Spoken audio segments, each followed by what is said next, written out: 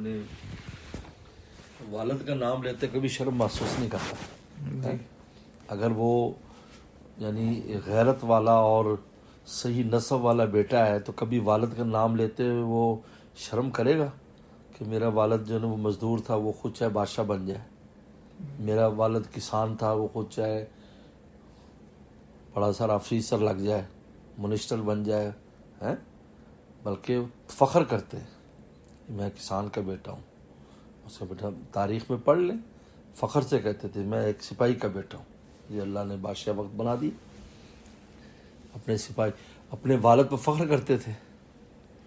تو جو روحانی والد ہے آپ کا, جس کے ذریعے آپ کو روحانی زندگی ملی ہے اور روحانی وجود آپ کا آیا ہے, اس کا نام لیتے یا ذکر کرتے ہوئے شرم محسوس کیوں ہوتی ہے؟ اس کا مطلب ہے کہ کمی ہے, مرید میں کمی ہے, اس کے عشق میں کمی ہے, اس کی نسبت میں کمزوری ہے, ورنہ اس کو کچھ پرواہ نہیں ہونی چاہیے. مولانا رومی رحمۃ اللہ علیہ جس شہر میں, جس کونیا شہر, کونیا سلطنت بادشاہ تھی, سلجوکیوں کی دارالسلطنت کونیا ہے, بادشاہ وقت ہر ہفتے سلام کرنے آتا ہے, اسی کونیا کے محلے اور بازاروں میں اپنے شیخ کا بستر اٹھا کر پھرتے رہے. تصور کیا جا سکتا ہے؟ جہاں بادشاہ وقت ان کی خدمت میں آتا ہے, 5 سولمون کے پیچھے چلتے ہیں, وہی بستر اٹھایا ہوا, اور پھر یہ شعر بھی پڑھ دیا انہوں نے کہ ای چنی شیخ گدائے کو بگو, عشق آمد لا بالی فتح. عشق آتا ہے مٹا دیتا ہے, پھر اس کو کوئی پرواہ نہیں رہتی. دادا بچو, یہ اتنا آسان کام نہیں ہے عشق کے راستے میں قدم رکھنا. تو یہ کیا ہے؟ تو اپنے شیخ کی نسبت انسان ظاہر نہ کرے, اور اس میں ہیچ میچ کرے یا گول مول بات کرے. یہ بہت یعنی بس کسی کیا لفظ جیسے اپنے باپ کا نام لینے سے انسان کو اتراتا ہے میرا باپ کون ہے, اس آدمی کو کیا کہیں گے آپ؟ اسی طرح یہ ہے, اس طرح یہ انسان ہے. اس لیے اس میں آپ کو کوئی وہ نہیں ہونا چاہیے. اسی ہمارے حضرت والے نے فرمایا کہ انہی لوگوں کا سب زیادہ فیضان ہوا ہے جنہوں نے اپنے بڑوں کا نام کی بھی اشاعت کی ہے, نسبت کو ظاہر کی ہے کہ فلاں سے ہم نے یہ سب کچھ فیضان پایا, ان کی جوتیوں کے صدقہ ہے. تو پھر دیکھو, اور کہا یہ صحابہ کی سنت ہے, ہر قدم پہ کہتے تھے کہ حضور صلی اللہ علیہ وسلم فرمایا, حضرت نے فرمایا, ہمارے خلیل نے فرمایا, ہمارے محبوب نے فرمایا, بات بات پر کہتے تھے. تو پھر صحابہ کرام کا فیضان کہاں سے کہاں پھیلا ہے؟ تو یہ نسبت کا ظاہر نہ کرنا بہت خطرناک چیز ہے یہ. ہاں جی, یہ بالکل عشق کی کمی کی علامت ہے, اور یہ نفس کی ایک قید ہے. یہ نفس کا ایک چالاکی ہے نفس کی, کہ وہ کچھ تھوڑا سا منصب مل گیا, 4 آدمی سلام کرنے لگے, تو اب اپنے آپ کو بڑوں کی طرف کیسے منسوب کرے. ہاں جی, یہ نفس کا قید ہے دراصل. کہتے میں اچھا میں یوں میں ہوں, آپ کہیں گے ہم تو سب کچھ بڑے حضرت کی وجہ سے, تو کیا ہوگا؟ ابھی مجھے ایک مولانا صاحب نے فون کیا کہیں سے, تو وہ میری ان کی پہلے ملاقات ڈیفنس میں ہوئی تھی, ڈیفنس میں میرا بیان تھا, تو میں وہ اپنی پوری جو ہم اہتمام سے جاتے بیانات میں پگڑی وغیرہ لگائی ہوئی تھی اور واسکٹ وغیرہ پہنی, جیسے بھی سب دوست آپ لوگ سب ساتھ تھے, بیان کیا. پھر وہ بعد میں وہاں میری ان سے وہاں ملاقات ہوئی, کسی نے کرایا ملاقات بھی مولانا صاحب پہلی دفعہ. پھر اس کو حضرت کی ذات کے لیے گیا, تو پھر میں وہاں تھا. تو پھر میں جب وہاں گیا تو ہم وہاں تو اس حیات میں شیخ کے سامنے نہیں ہو سکتے, سیسا ٹوپی سیسا کپڑے پہنتے, واسکٹ بھی اتار دی تھی, تو وہاں حضرت کے پاس پاؤں وغیرہ دبا رہے تھے. تو اس نے پھر مجھے فون کر کے بات کی کہ کہا کہ اس دن مجھے بات سمجھ میں آئی, اور میں نے بہت یعنی اس آپ کی عمل سے میں نے سیکھا کہ جب خدمت میں لگے ہوئے مخلوقات میں, تو اس میں تو اور شان ہے, لیکن بڑوں کے سامنے کس طرح رہنا ہوتا ہے. ہماری کیا شان ہے؟ ہماری شان ان کی وجہ سے ہے.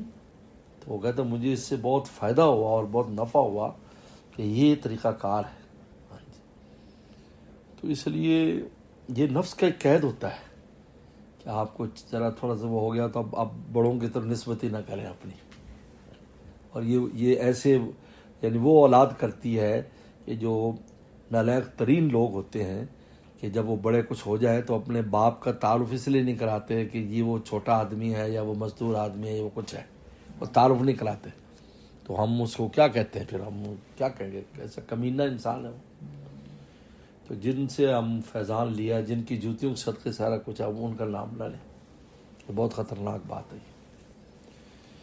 تو اس وجہ سے دکھائی میں بھی، ہاں جی جس طرح جی بیان میں اس طرح دیکھنے میں بھی، ہاں جی آپ کو ان کا خیال رکھنا چاہیے، ذکر کرنا چاہیے کہ ان کن سے آپ نے فیضان لیا، کون بڑے ہیں آپ کے. اس پہ بالکل اس میں تکلف اور تردد کا بالکل نہ کرے. ہاں جی بالکل اپنی نسبت کو ظاہر کرے. ہاں جی پھر جس کو ہوگی آپ سے محبت ہوگی تو ٹھیک ہے، نہیں ہوگی تو کوئی بات نہیں. اگر آپ ایک بڑے سے کسی کو بس خدا نخواستہ مناسبت نہیں ہے تو ہمیں اس کی دوستی کی کیا ضرورت ہے. اگر ایک آپ کے باپ کا دشمن ہے تو آپ بیٹے کو اس سے دوستی کی ضرورت کیا ہے، مجھے سمجھ میں نہیں آتی.